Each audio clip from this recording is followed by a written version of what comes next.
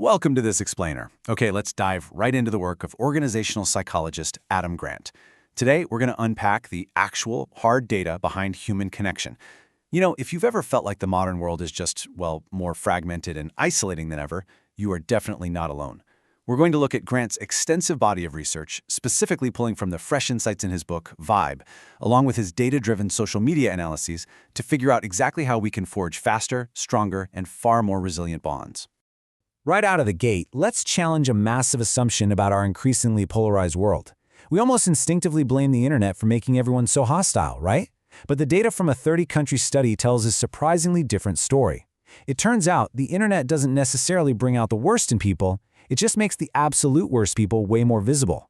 Basically, folks who are nasty in online discussions are usually nasty in real life too, just seeking status through hostility. When we actually understand that, we can stop feeding the trolls and redirect all that energy into genuine relationship building. So, to fix this modern connection deficit, we first need to define what Grant calls a vibe. And we have to realize that it's actually a structural property we can build. A vibe isn't just some mystical, fleeting mood or a woo-woo feeling. He defines it as a special connection between people that creates a spark, an absolute engine for happiness and success. And honestly, the best news here, Grant's research proves this isn't something you just passively sit around waiting to find. It's something you actively, intentionally construct. Let's move right into Section 1, a disconnected world and the modern crisis. The sheer scale of the empirical data on this is absolutely staggering. A massive review of 71 studies involving over 98,000 people proves that short-form video consumption directly correlates with real struggles in attention and self-control. Literally, the more short-form videos teens and adults watch, the more they struggle with stress and anxiety. It's like we're substituting deep, nutritious, meaningful interactions with these quick hits of digital sugar, and the evidence shows it's just severely hazardous to our collective well-being. This brings up a really stark contrast between toxic relationships built on obligation and healthy ones built on candor and freedom. You know that feeling of walking on eggshells? In an unhealthy dynamic, people are terrified of conflict, so they just tell you what you want to hear. One person takes, the other gives. But in a healthy relationship, it's a totally different ballgame. People have the courage to address conflict head-on. They give and receive with zero strings attached. Ultimately, staying silent just protects fragile ties, while real candor strengthens durable bonds. Which leads us to Section 2, character over charisma. Notice the behavioral divide when we scale these dynamics up to leadership. We often fall for narcissistic leaders because, let's face it, they project loud confidence in a really uncertain world. But the data reveals that weak leaders protect their egos by seizing power and silencing their critics. Strong leaders, on the other hand, serve their actual mission by embracing critical feedback. They don't see dissent as a threat to their power at all. They see it as a completely vital opportunity for growth. But here is where we hit a sobering reality check about our own biases. Across 63 different studies, empirical data consistently shows that women who assert their ideas, make direct requests, and advocate for themselves are liked less and hired less. It's wild, but the data proves this penalty for violating outdated gender stereotypes really hasn't improved over time, which is just severely limiting the talent pool inside our organizations. Just look at how this plays out in problem-solving teams. Men absolutely dominate the conversation, taking 50% more turns and speaking 69% more overall. And here is the truly wild kicker from the source material. This happens regardless of actual skill level. Seriously, men with low skill will actively speak more than women with high skill. If we genuinely want to build highly effective teams, the evidence dictates that we absolutely must start valuing competence over sheer confidence. So the crucial takeaway we need to unlearn is perfectly summed up by Adam Grant himself. Charisma is overvalued. Character is undervalued. From a distance, it's so easy to admire raw talent and super loud voices. But up close, in the trenches, character is what counts.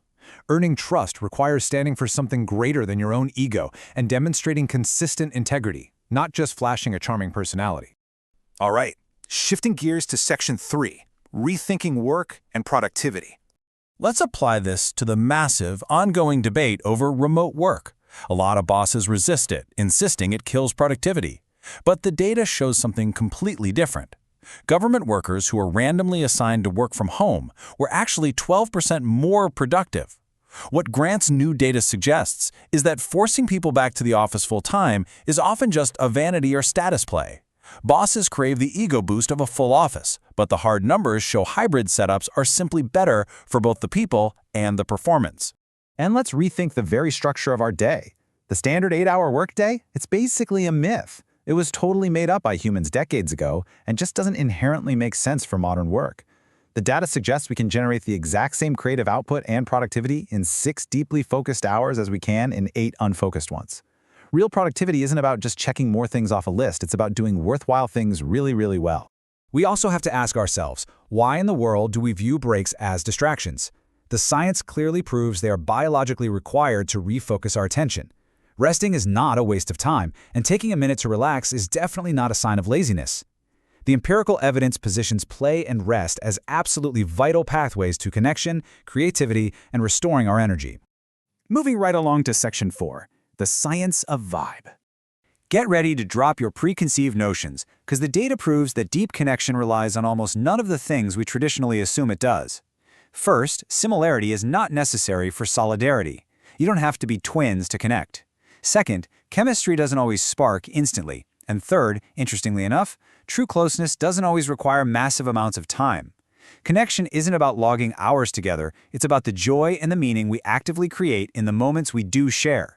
Grant's book is packed with these fascinating empirical case studies that prove this. Imagine astronauts learning to trust colleagues they actively dislike while floating in a tin can under immense pressure. Or a comedy troupe sustaining their bond by deliberately taking extended time away from each other. Or a band that actually grew closer by learning how to fight and engage in productive friction. These highly structured environments prove that friction and distance can actually be incredible engines of human connection when they're managed correctly.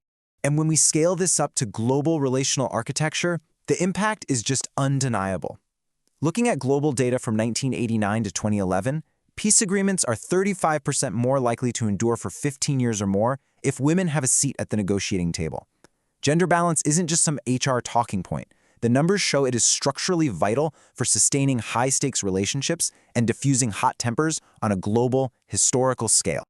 As retired astronaut Scott Kelly realized after applying these exact principles in the extreme isolation of space, this quote is really the ultimate takeaway of our entire explainer. Human connection is not something you find, it's something you build. It's an active, ongoing architectural project, and it requires curiosity, candor, and a whole lot of effort. Finally, let's look at Section 5, forging stronger bonds, and map out some actionable steps. Before we can build, we have to overcome a major psychological trap known as learned helplessness. When people don't stand up to toxic cultures or terrible leadership, it's rarely because they just don't care. It's because they feel entirely powerless. We subconsciously learn to just give up when we feel events are beyond our control. But the data-driven answer isn't to accept defeat, it's to actively seek out new sources of relational power and advocate for change. And when you're navigating conflict, remember that simply muttering, "I'm sorry," rarely cuts it. True candor and real repair require 2 very deliberate actions. First, take absolute responsibility for what you did wrong. Second, take concrete action to make it right. Admitting a mistake doesn't mean you're a bad person. It is empirical proof that you are actively trying to become a better one. Oh, and if you want to boost your own mental health while building these bonds, the empirical evidence reveals a truly remarkable shortcut. Doing just 3 random acts of kindness a week is enough to reduce depression, anxiety, and loneliness more effectively than many traditional self-care routines. Bubble baths might feel good in the moment, sure, but generous action builds lasting, structural bonds. So I want to leave you with this final thought to ponder as you step back into a disconnected world, now equipped with the actual science of connection. If the data definitively proves that the vibe we're all searching for is built rather than found, who will you intentionally build a stronger bond with today? Thank you so much for joining me for this explainer, and I really hope these insights help you go out and engineer some truly amazing relationships.